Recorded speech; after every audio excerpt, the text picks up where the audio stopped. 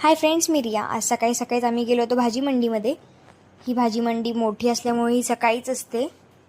ही आमच्या इथली मोठी अशी भाजी मंडी आहे, जाधववाडीची भाजी मंडी.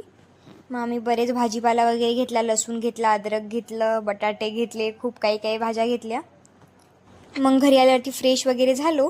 लगेच आम्ही निघालो डीमार्टला जाण्यासाठी. डीमार्टला आज थोडा उशीर झाला तर आम्हाला 12-1 वाजले होते जायला. बरीच गर्दी वगैरे होती. आमचा छोटासा वेंकूसुद्धा सोबत होता.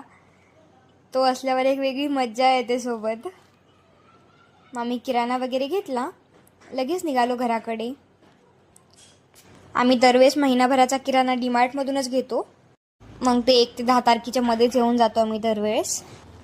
मग घरी आलो, चहा वगैरे घेतला, मस्त थोडंफार फ्रेश वगैरे झालो आम्ही.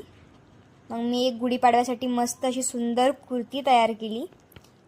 याच्यातली मी बाकीची कापड ना दिवाळीच्या ड्रेसच्या वेळेस वापरली होती. त्यातलाच उरलेला थोडासा कापड होता हा. त्याची मी एक छान कुर्ती बनवली आहे. उद्या प्रिशासाठी सुद्धा बनवणार आहे. ट्रेडिशनल कुर्ती गुढीपाडव्यासाठी मी मस्त तयार केली आहे.